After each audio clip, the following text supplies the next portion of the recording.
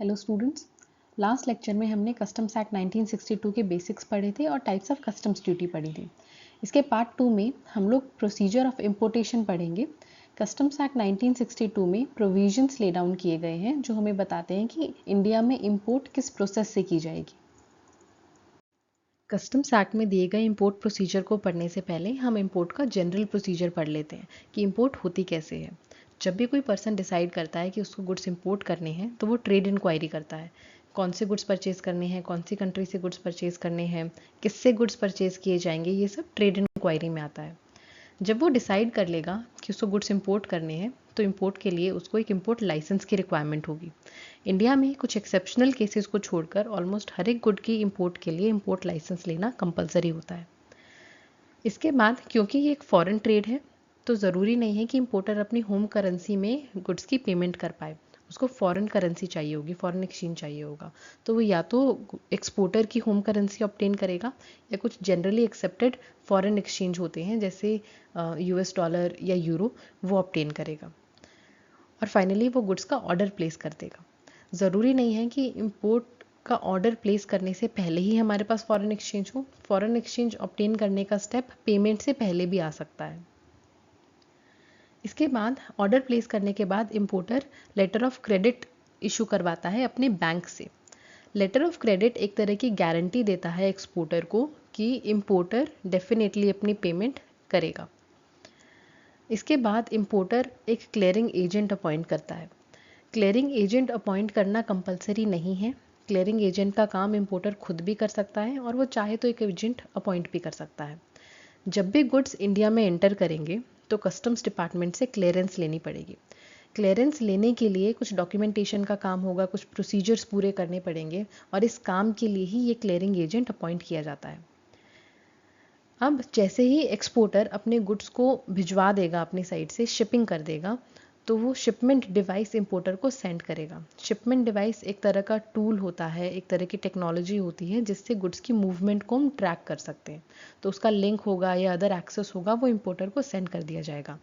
And other relevant document भी exporter importer को भेज देगा, जैसे बिल ऑफ लेडिंग है, इनवॉइस है, एक्सेट्रा। इसके बाद जैसे ही गुड्स इंडिया में पहुंच जाएंगे तो मैंने बताया कि कस्टम्स डिपार्टमेंट से क्लियरेंस लेनी पड़ती है। क्लियरेंस लेने के लिए सबसे पहले बिल ऑफ एंट्री फाइल करना पड़ता है कस्टम्स डिपार्टमेंट में। इसमें सारी डिटेल होती है कि कौन से गुड्स इंपोर्ट करे जा रहे हैं, उसका शिपिंग का की डिटेल, एक्सपोर्टर इंपोर्टर की डिटेल, एक्सेट्रा।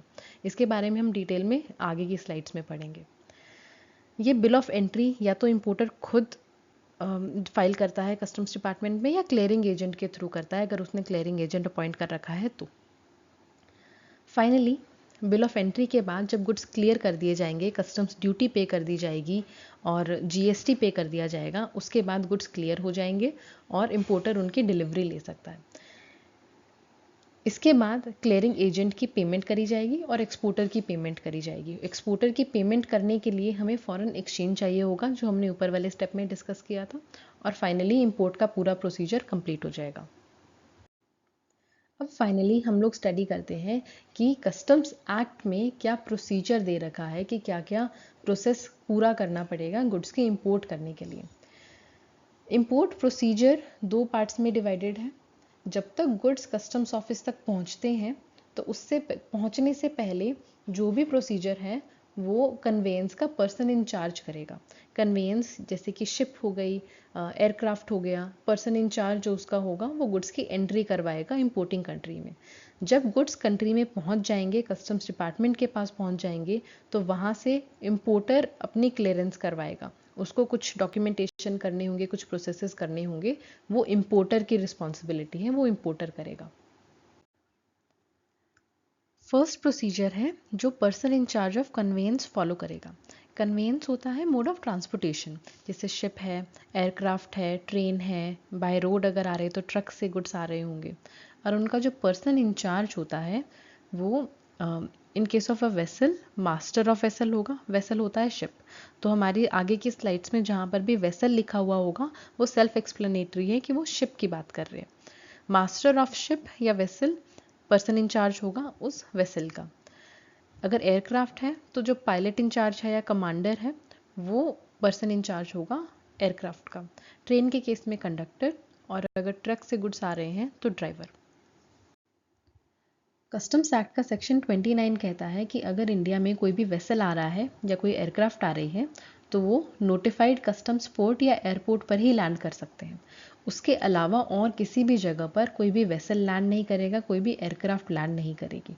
और in notified customs port and airports पर कस्टम्स डिपार्टमेंट का ऑफिस होता है जहाँ से गुड्स की क्लियरेंस मिलेगी, जहाँ से इमिग्रेशन की परमिशन मिलेगी।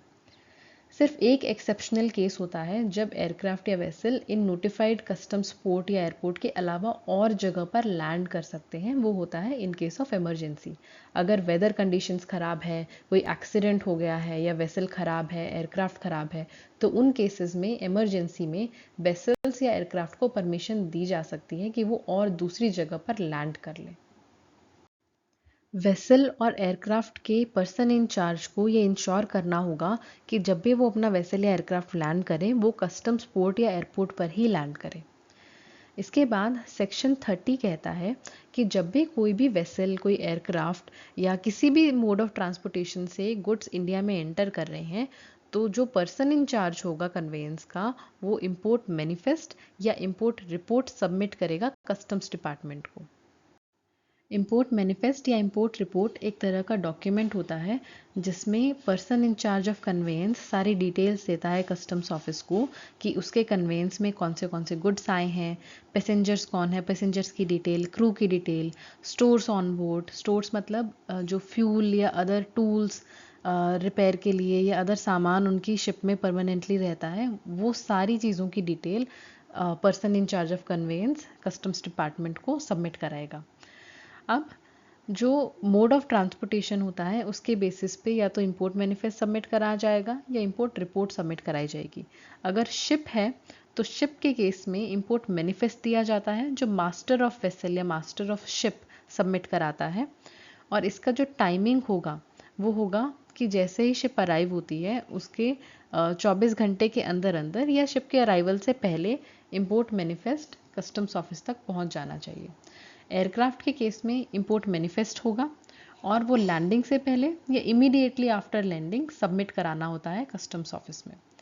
अगर व्हीकल से गुड्स आ रहे हैं तो इंपोर्ट रिपोर्ट सबमिट करानी होती है। इंपोर्ट रिपोर्ट सिर्फ व्हीकल के केस में, रोड ट्रांसपोर्टेशन के केस में आएगी और शिप या एयरक्राफ्ट के केस में इंपोर्ट मैनिफेस्ट सबमिट कराया जाएगा। व्हीकल के केस में इंपोर्ट रिपोर्ट आने के, अराइवल के विदिन 12 आवर्स सबमिट करानी पड़ेगी कस्टम्स ऑफिस में। अभी तक हमने पढ़ा कि person in charge of conveyance की 2 रिस्पॉन्सिबिलिटीज़ हैं। नंबर 1 कि वो इंश्योर करेगा कि उसकी शिप या उसका एयरक्राफ्ट सिर्फ नोटिफाइड कस्टम्स पोर्ट या एयरपोर्ट पर ही लैंड करे। और नंबर 2 वो कस्टम्स डिपार्टमेंट को इंपोर्ट मैनिफेस्ट या इंपोर्ट रिपोर्ट सबमिट करवाएगा जिसमें सारे गुड्स की डिटेल, सारे क्रू की डिटेल, सारे पैसेंजर्स की डिटेल कस्टम्स ऑफिस को दी जाती है। इसके अलावा इनकी एक फाइनल रिस्पॉन्सिबिलिटीज़ हैं गुड्स को अनलोड करवाने की। जब भी शिप या एयरक्राफ्ट इंडिया में पहुंचेंगे तो जो भी गुड्स वो दूसरी कंट्री से लेकर आए हैं उनको अनलोड किया जाएगा। कस्टम्स एक्ट 1962 कुछ प्रोविजंस बनाता है कि पर्सन इन चार्ज ये अनलोडिंग कैसे करेगा। सेक्शन 31 कहता है कि person in charge of conveyance unloading सिर्फ तभी कर सकता है जब उसको प्रॉपर कस्टम्स ऑफिस से एंट्री ऑर्डर मिल जाए। जब तक उसको परमिशन नहीं मिलेगी वो गुड्स को अनलोड नहीं कर सकता। सेक्शन 32 ये कहता है कि अगर गुड्स इंपोर्ट मैनिफेस्ट या इंपोर्ट रिपोर्ट में नोटिफाई नहीं किए गए हैं तो उनकी अनलोडिंग की परमिशन नहीं मिलेगी, उनको अनलोड नहीं किया जा सकता। इंपोर्ट मैनिफेस्ट या रिपोर्ट का काम ही यही होता है जो कस्टम्स ऑफिस को इन्फॉर्मेशन देता है कि ये पर्टिकुलर गुड्स हम लोग इस कंट्री में लेकर आ रहे हैं। अगर कोई गुड उस इंपोर्ट रिपोर्ट में या मैनिफेस्ट में नहीं लिखा गया तो उनको अनलोड नहीं किया जा सकता। सेक्शन 33 कहता है कि अनलोडिंग और लोडिंग दोनों सिर्फ अप्रूव्ड प्लेसेस पर ही हो सकती हैं। शिप के पोर्ट पर या एयरपोर्ट पर कुछ नोटिफाइड एरियाज होते हैं, कुछ अप्रूव्ड प्लेसेस होती हैं जहाँ पर अनलोडिंग एंड लोडिंग करी जाती है। सेक्शन 34 ये कहता है कि लोडिंग हो चाहे अनलोडिंग हो दोनों कस्टम्स ऑफिसर के सुपरविजन के अंडर होगी ताकि वो इंश्योर कर सकें कि इंपोर्ट मैनिफेस्ट में जो डिटेल्स लिखी गई हैं सिर्फ वही, जो गुड्स लिखे गए हैं सिर्फ वही गुड्स अनलोड किए जा रहे हैं। नाउ कुछ केसेस में अगर शिप का साइज़ बहुत बड़ा है और वो पोर्ट तक नहीं पहुंच पाती है तो शिप पोर्ट से पीछे खड़ी होती है और अनलोडिंग कराने के लिए वो कुछ बोट्स का यूज़ करती है। बोट्स में सामान अनलोड किया जाता है, फिर वो पोर्ट तक पहुंचाया जाता है, फिर पोर्ट पर फिर उसकी अनलोडिंग होती है। तो अगर कोई शिप इन स्मॉल बोट्स का यूज़ कर रही है तो हर एक बोट जिसमें इस शिप का सामान अनलोड किया जा रहा है उसके पास एक बोट नोट होना चाहिए। बोट नोट एक डॉक्यूमेंट होता है जिसमें डिटेल दी जाएंगी कि ये बोट कौन सी शिप का कौन सा सामान लेकर आ रही है। इसके बाद सेक्शन 36 कहता है कि अनलोडिंग सिर्फ वर्किंग डेज पे ही की जा सकती है। अगर कोई शिप या एयरक्राफ्ट नॉन वर्किंग डे पे आ रहा है तो वो अनलोडिंग वर्किंग डे तक नहीं कर सकता। और finally section 45 person in charge of conveyance की रिस्पॉन्सिबिलिटी नहीं बता रहा है, बट सेक्शन 45 ये कहता है कि अगर पर्सन इन चार्ज ने अनलोडिंग कर दी है तो वो सामान किसकी कस्टडी में जाएगा, किसके पास रहेगा जब तक इंपोर्टर उसको ले नहीं लेता है, जब तक कस्टम्स डिपार्टमेंट उसको क्लियर नहीं कर देता है। तो ये सेक्शन कहता है कि आफ्टर अनलोडिंग ऑफ गुड्स ऐसे पर्सन की कस्टडी में जाएंगे जिसको कमिश्नर ऑफ कस्टम्स डिपार्टमेंट ने अप्रूवल दे रखा है। नाउ हम नेक्स्ट पार्ट पे चलते हैं जो हमें बताता है कि इंपोर्टर का क्या प्रोसीजर है गुड्स की क्लियरेंस लेने के लिए। अभी तक हमने पढ़ा कि जो भी सामान इंडिया में आ रहा है person in charge of conveyance responsible है जब तक गुड्स कस्टम्स ऑफिस के कांटेक्ट में नहीं आ जाते हैं। तो जो भी प्रोसीजर होगा गुड्स को कस्टम्स ऑफिस तक पहुंचाने का वो person in charge of conveyance करेगा, और जैसे ही गुड्स कस्टम्स ऑफिस में पहुंच जाते हैं उसके बाद इंपोर्टर रिस्पॉन्सिबल होगा गुड्स की फॉर्मेलिटीज़ कंप्लीट करने के लिए, प्रोसीजर कंप्लीट करने के लिए। इंपोर्टर का प्रोसीजर काफ़ी सिंप्लीफाइड है, इसमें सिर्फ 2 स्टेप्स हैं और 3 सेक्शंस हैं। Submission of bill of entry under section 46, clearance of goods under section 47 and 48। clearance of goods में customs department assess करता है customs duty, importer उसको पे करता है, taxes पे करता है और goods की clearance लेके उसकी delivery ले लेता है। गुड्स की क्लियरेंस के लिए इंपोर्टर को सबसे पहले बिल ऑफ एंट्री सबमिट कराना होगा to customs department. Bill of entry एक तरह का लीगल डॉक्यूमेंट होता है जिसमें इंपोर्टर डिक्लेयर करता है कि उसने क्या गुड्स मंगवाए हैं। बिल ऑफ एंट्री में गुड्स की सारी डिटेल्स होंगी, उसकी वैल्यू क्या है, क्या गुड्स मंगवाए हैं, उसकी क्वांटिटी क्या है, कंट्री ऑफ ओरिजिन क्या है, etcetera. Bill of entry submit कराने के बाद कस्टम्स डिपार्टमेंट इन डिटेल्स के बेसिस पर ही असेस करता है कि कस्टम्स ड्यूटी कितनी लगाई जाएगी। ड्यूटी कैलकुलेट करी जाती है और गुड्स को क्लियर किया जाता है on the basis of bill of entry. अब क्वेश्चन ये है कि बिल ऑफ एंट्री किस टाइम सबमिट कराया जाएगा। हम एग्जांपल लेते हैं कि हमारा वेसल 1 अप्रैल 2025 को अराइव करेगा। बिल ऑफ एंट्री के प्रोविजंस ये कहते हैं कि इंपोर्टर को वेसल के अराइवल के अगले दिन के एंड तक बिल ऑफ एंट्री सबमिट कराना कंपलसरी है। हमारे एग्जाम्पल में date of arrival of vessel थी 1 अप्रैल, तो बाय लेटेस्ट 2 अप्रैल 2025 तक bill of entry importer submit करवा सकता है। ये लास्ट डेट है बिल ऑफ एंट्री सबमिट कराने की। हमारे प्रोविजंस ये भी बताते हैं कि अर्लीस्ट डेट क्या होगी बिल ऑफ एंट्री सबमिट कराने की। तो हमारे प्रोविजंस ये कहते हैं कि बिल ऑफ एंट्री वेसल की एक्सपेक्टेड डेट ऑफ अराइवल के 30 दिन पहले भी जमा कराया जा सकता है, बट अगर 31 दिन पहले सबमिट कराया जा रहा है तो उसकी सबमिशन कस्टम्स डिपार्टमेंट नहीं लेगा, वो रिजेक्ट हो जाएगा। फाइनली अगर bill of entry importer time से प्रेजेंट नहीं करता है, वो लेट हो जाता है, तो उसके लिए उसको कुछ चार्जेस पे करने पड़ेंगे for the delay. Now bill of entry 2 types के होते हैं, bill of entry for home consumption and bill of entry for warehousing. Bill of entry for warehousing again 2 parts में divided है, into bond bill of entry and ex bond bill of entry. इनको एक एक करके पढ़ते हैं। Bill of entry for home consumption तब submit कराया जाएगा जब गुड्स डायरेक्टली होम कंजम्पशन के लिए चले जाते हैं, वेयर हाउस में नहीं जाते हैं। फॉर एग्जाम्पल अगर गुड शिप होकर कस्टम्स ऑफिस में आ रहे हैं, importer bill of entry submit कराएगा, कस्टम्स ड्यूटी पे करेगा, टैक्सेस पे करेगा और क्लियरेंस लेके गुड्स की डिलीवरी ले लेगा। और जैसे ही वो गुड्स की डिलीवरी लेता है, गुड्स इंडिया में होम कंजम्पशन के लिए एंटर कर जाएंगे। अब नोट करो, इस एग्जाम्पल में गुड्स डायरेक्टली कस्टम्स ऑफिस में आई और इंपोर्टर ने बिल ऑफ एंट्री सबमिट करा के इमीडिएटली उसकी डिलीवरी ले ली after paying taxes and customs duty. इस केस में जो बिल ऑफ एंट्री सबमिट कराया जाएगा उसको हम कहते हैं bill of entry for home consumption, और ये वाइट कलर के पेपर पे प्रिंटेड होता है ये फॉर्म, जिसकी वजह से इसको वाइट बिल भी बोला जाता है। Second type of bill of entry है bill of entry for warehousing. जब गुड्स डायरेक्टली पोर्ट से होम कंजम्पशन के लिए नहीं जाते हैं, इंपोर्टर उसकी डिलीवरी इमीडिएटली नहीं लेता है और वो स्टोरेज के लिए एक वेयरहाउस में सेंड कर दिए जाते हैं, तब ये बिल ऑफ एंट्री यूज़ किया जाता है। लेट्स से गुड्स शिप होकर इंडिया के पोर्ट पे पहुंचते हैं, कस्टम्स ऑफिस में पहुंचते हैं। अभी तक हमने पढ़ा था कि कस्टम्स ऑफिस में जब गुड्स पहुंच गए हैं तो इंपोर्टर आएगा, बिल ऑफ एंट्री सबमिट कराएगा, अपने कस्टम्स ड्यूटी पे करेगा, टैक्सेस पे करेगा और गुड्स की डिलीवरी ले लेगा। बट फॉर सम रीज़न अगर इंपोर्टर इमीडिएटली गुड्स की डिलीवरी नहीं लेना चाहता है, इमीडिएटली वो customs duty and other taxes पे नहीं करना चाहता है, तो उसके पास ऑप्शन है कि वो कस्टम्स ऑफिस को रिक्वेस्ट कर सकता है कि मैं अभी गुड्स की डिलीवरी नहीं लूँगा, आप तब तक मेरे गुड्स एक वेयर हाउस में स्टोर कर दीजिए। तो इंपोर्टर की रिक्वेस्ट पर कस्टम्स पोर्ट से डायरेक्टली गुड्स को एक बॉन्डेड वेयर हाउस में भेज दिया जाता है। बॉन्डेड वेयर हाउस एक स्पेशल तरह का वेयर हाउस होता है अंडर कस्टम्स एक्ट, जिसमें गुड्स को स्टोर किया जा सकता है कस्टम्स ड्यूटी पे किए बिना। इस वेयरहाउस को बॉन्डेड वेयरहाउस इसलिए बोला जाता है क्योंकि इसकी सर्विसेज लेने के लिए इंपोर्टर को एक बॉन्ड साइन करना होता है। बॉन्ड एक तरह की फाइनेंशियल गारंटी होती है जिसमें इंपोर्टर प्रॉमिस करता है कि जब भी वो इस वेयरहाउस से गुड्स बाहर निकालेगा होम कंजम्पशन के लिए, तो वो इसके ऊपर जितनी भी इंपोर्ट ड्यूटी बनती है वो सारी पे कर देगा, इसके ऊपर अदर टैक्सेस बनते हैं वो सब पे कर देगा। और यूजुअली ये बॉन्ड की amount twice the customs duty होती है। तो अगर 100 रुपीज़ की कस्टम्स ड्यूटी है तो 200 रुपये का उसको बॉन्ड साइन करना होगा।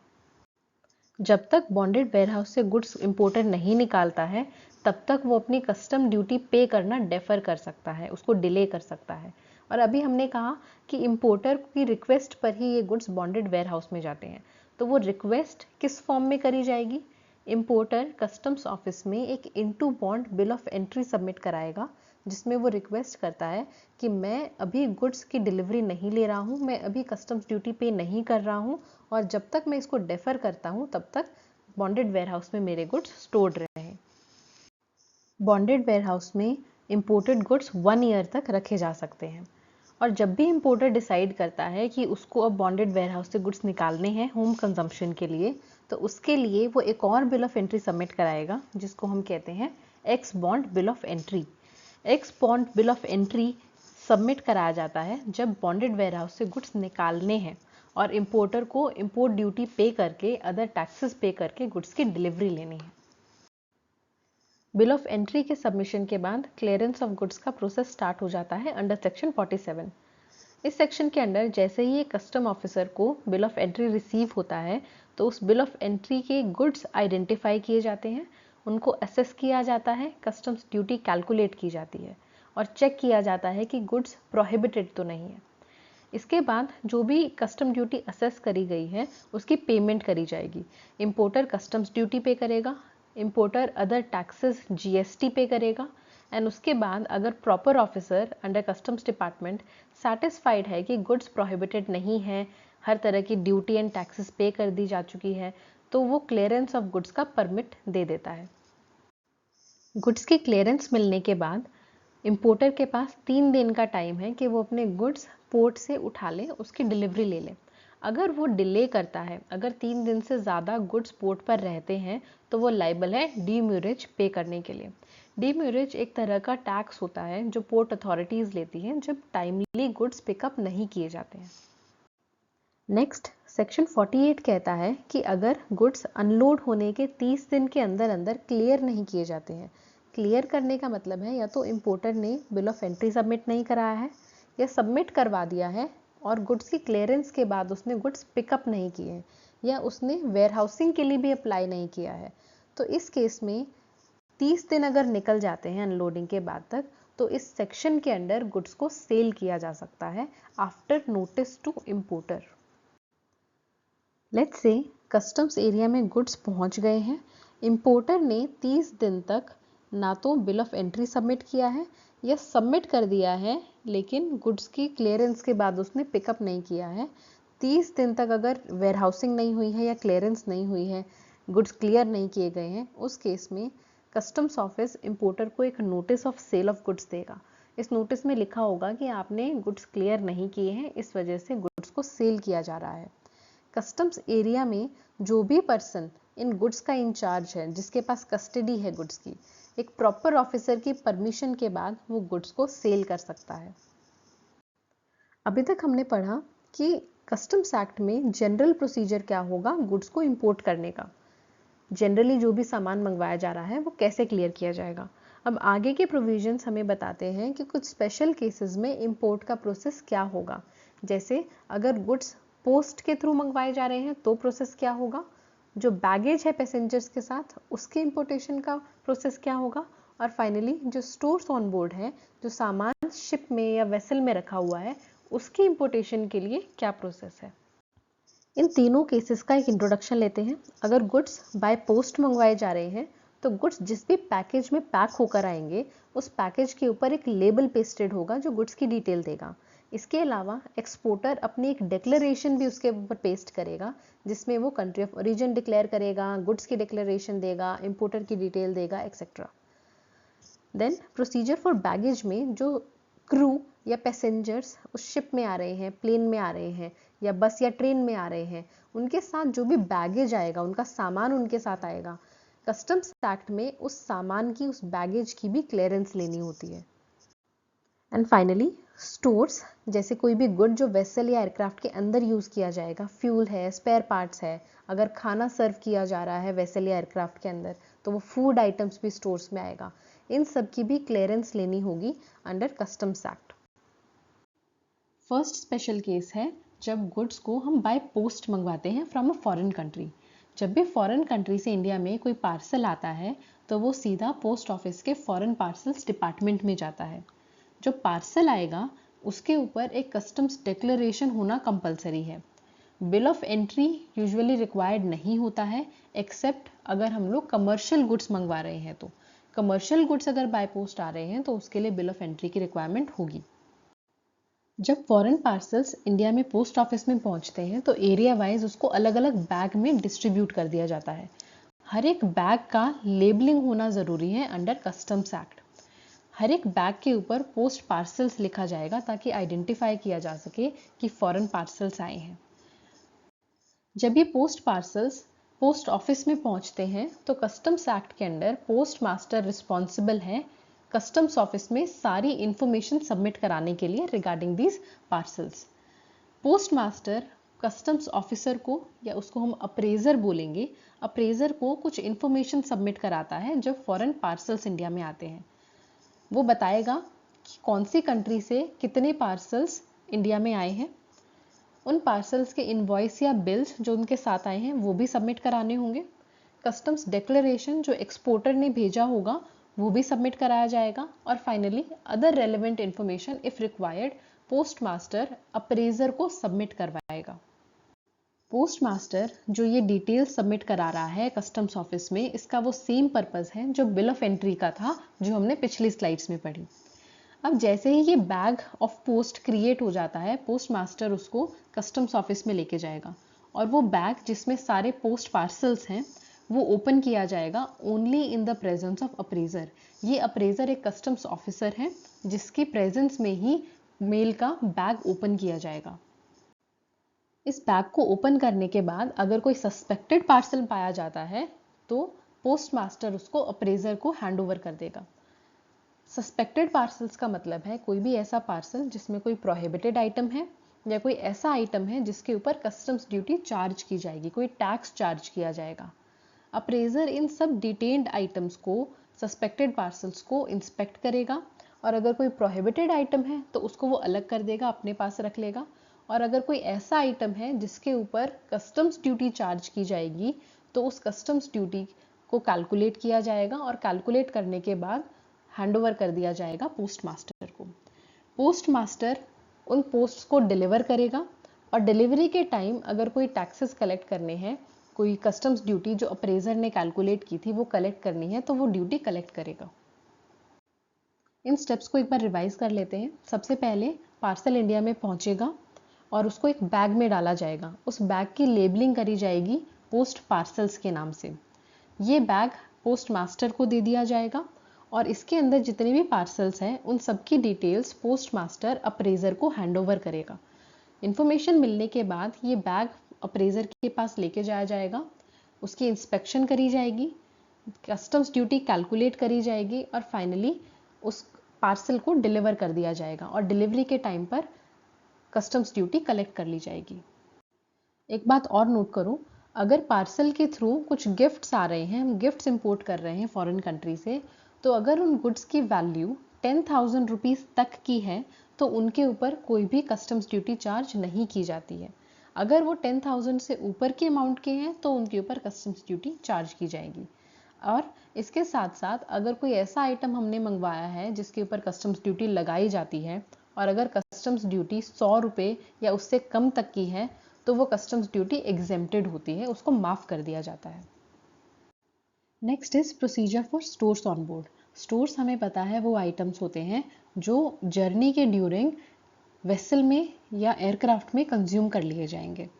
यूजुअली स्टोर्स के ऊपर किसी तरह की कोई कस्टम्स ड्यूटी चार्ज नहीं की जाती है। इसके प्रोविजंस देखते हैं।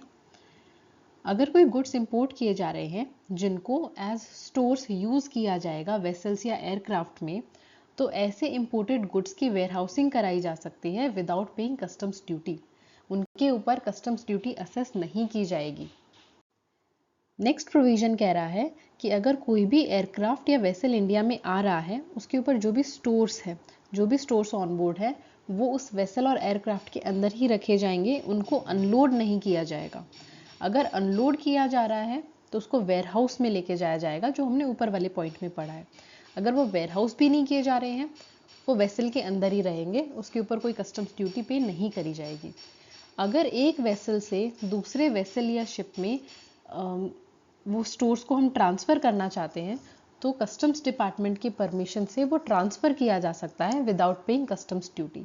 बट अगर कोई भी आइटम जो एज स्टोर यूज़ हो रहा है वेसल या एयरक्राफ्ट में, उसको हम निकालते हैं, उसको हमने वेयरहाउस भी नहीं कराया, उसको दूसरे वेसल या एयरक्राफ्ट में हमने शिफ्ट भी नहीं किया, ट्रांसफ़र भी नहीं किया, तो उसके ऊपर कस्टम्स ड्यूटी पेएबल होगी। अगर इंडिया से कोई वेसल या एयरक्राफ्ट फॉरेन कंट्री में जा रहा है, उस वेसल या एयरक्राफ्ट में जो भी स्टोर्स है उनके ऊपर कोई एक्सपोर्ट ड्यूटी भी पे नहीं की जाएगी। और अगर कोई स्टोर इंपोर्ट किया जाता है, कोई सामान इंपोर्ट किया जाता है जो एज स्टोर यूज़ होगा वेसल या एयरक्राफ्ट में, तो उसके ऊपर भी कोई कस्टम्स ड्यूटी पे नहीं की जाएगी। नाउ अगर कोई शिप या एयरक्राफ्ट इंडिया से बाहर गया है तो जो स्टोर्स वो लेके गए होंगे उनके ऊपर कस्टम्स ड्यूटी पे नहीं की गई होगी, तो वो वेसल या एयरक्राफ्ट वो सेम सामान को इंडिया में वापस नहीं लेकर आ सकते हैं। जो फॉरेन गोइंग वेसल या एयरक्राफ्ट है वो वहीं पर ही उन स्टोर्स को कंज्यूम करेगा, अदरवाइज उसके ऊपर ड्यूटी पेएबल होगी। नेक्स्ट प्रोविजन कह रहा है कि अगर इंडिया में कुछ गुड्स मैन्युफैक्चर करे गए हैं, प्रोड्यूस किए गए हैं और उनको फॉरेन गोइंग वेसल या एयरक्राफ्ट में एज स्टोर्स यूज़ किया जाएगा तो उनके ऊपर भी कोई एक्सपोर्ट ड्यूटी चार्ज नहीं होगी। इसके अलावा लास्टली अगर कोई भी सामान इंपोर्ट किया जाता है जो इंडियन नेवी को सप्लाई किया जाएगा to be used as stores, तो उसके ऊपर भी कोई कस्टम्स ड्यूटी पेएबल नहीं होगी। और इस लेक्चर का लास्ट टॉपिक है procedure for clearance of baggage. हमें पता है कि बैगेज वो सामान है जो पैसेंजर्स अपने साथ लेकर आते हैं। इसके प्रोविजंस में सेक्शन 77 ये कहता है कि अगर कोई भी पर्सन अपने साथ फॉरेन कंट्री से कुछ सामान लेकर आ रहा है तो वो कस्टम्स ऑफिसर को अपने बैगेज के सारे कंटेंट्स ट्रू फॉर्म में डिक्लेयर करेगा। मतलब वो कस्टम्स ऑफिस में ये बताएगा कि क्या वो कोई प्रोहिबिटेड आइटम तो नहीं लेकर आ रहा है, कहीं वो कोई ऐसा आइटम तो नहीं लेकर आ रहा है जिसपे कस्टम्स ड्यूटी चार्ज की जाती है। ये सब डिक्लेरेशन उसको अंडर सेक्शन 77 देनी पड़ती है। बैगेज के डिक्लेरेशन के लिए इस सेक्शन में 2 चैनल्स बनाए गए हैं। ग्रीन चैनल उन पैसेंजर्स के लिए हैं जिनके पास कोई भी ऐसा आइटम नहीं है जो प्रोहिबिटेड हो या जिसके ऊपर ड्यूटी चार्ज की जाए। रेड चैनल उन पैसेंजर्स के लिए है जो ऐसे गुड्स कैरी कर रहे हैं जिनके ऊपर ड्यूटी चार्ज की जाती है। नेक्स्ट सेक्शन 78 बताता है कि अगर पैसेंजर्स ऐसा बैगेज लेकर आए हैं, कोई ऐसा आर्टिकल लेकर आए हैं जिसके ऊपर ड्यूटी चार्ज की जाएगी, तो ड्यूटी का रेट क्या लगाया जाएगा। सेक्शन 78 कहता है कि जिस दिन डिक्लेरेशन करी जाएगी उस डेट पर जो भी रेट ऑफ ड्यूटी एप्लीकेबल है वो लगाया जाएगा ऑन बैगेज या आर्टिकल। इसके बाद सेक्शन 79 एग्जम्पशंस के बारे में बात कर रहा है। सेक्शन 79 कह रहा है कि अगर पैसेंजर के पास कोई ऐसा आर्टिकल है अपने बैगेज में जो प्रॉपर ऑफिसर को लगता है कि पर्सनल यूज़ के लिए है, या प्रॉपर ऑफिसर को लगता है कि कुछ स्पेसिफाइड टाइम के लिए पैसेंजर उसको यूज़ कर रहा था, तो proper officer free of duty उसको पास कर सकता है, उसको क्लियर कर सकता है। इसके अलावा सेक्शन 79 सेंट्रल गवर्नमेंट को पावर दे रहा है कि इस सेक्शन के पर्पसेस के लिए सेंट्रल गवर्नमेंट रूल्स बना सकती है। इस सेक्शन का पर्पस है, हमने ऊपर पढ़ा था, पर्सनल यूज़ के लिए अगर कोई आर्टिकल है या स्पेसिफाइड टाइम पीरियड के लिए वो आर्टिकल पैसेंजर यूज़ कर रहा है पहले से ही, तो वो स्पेसिफाइड टाइम क्या होगा, पर्सनल यूज़ क्या होगा, इसके रिगार्डिंग सेंट्रल गवर्नमेंट रूल्स बना सकती है। करंटली बैगेज रूल्स 2016 एप्लीकेबल है इंडिया में। Lastly section 80 temporary detention of baggage के बारे में बात करता है। अभी हमने सेक्शन 77 में पढ़ा कि ओनर ऑफ बैगेज अपने कंटेंट्स की डिक्लेरेशन देगा कस्टम्स ऑफिस में। वो डिक्लेयर करेगा कि उसके पास कोई ड्यूटीएबल आइटम्स तो नहीं है, उसके पास कोई प्रोहिबिटेड आइटम्स तो नहीं है। अगर पैसेंजर ट्रूथफुली ये डिक्लेरेशन देता है तो सेक्शन 80 में पैसेंजर की परमिशन के साथ एक प्रॉपर ऑफिसर इस सामान को, जो ड्यूटीएबल है या प्रोहिबिटेड है, उस सामान को डिटेन कर सकता है। बट ये डिटेंशन परमानेंट नहीं है, टेम्पररी है। जब भी ये पैसेंजर इंडिया से वापस फॉरेन कंट्री में जाएगा तो जाने से पहले ये कस्टम्स ऑफिस से ये डिटेन्ड बैगेज या डिटेन्ड आर्टिकल वापस ले सकता है। इस वीडियो लेक्चर में हमने पढ़ा कि जनरल इंपोर्ट प्रोसीजर क्या होता है, कस्टम्स एक्ट में इंपोर्ट प्रोसीजर क्या होता है, और कुछ स्पेशल प्रोविजंस क्या बनाए गए हैं पोस्ट के थ्रू अगर कोई सामान हम मंगवा रहे हैं या बैगेज लेकर आ रहे हैं साथ में, या स्टोर्स ऑन बोर्ड है, उनके रिगार्डिंग प्रोविजंस क्या है। नेक्स्ट लेक्चर में हम लोग एक्सपोर्ट प्रोसीजर करेंगे। Thank you.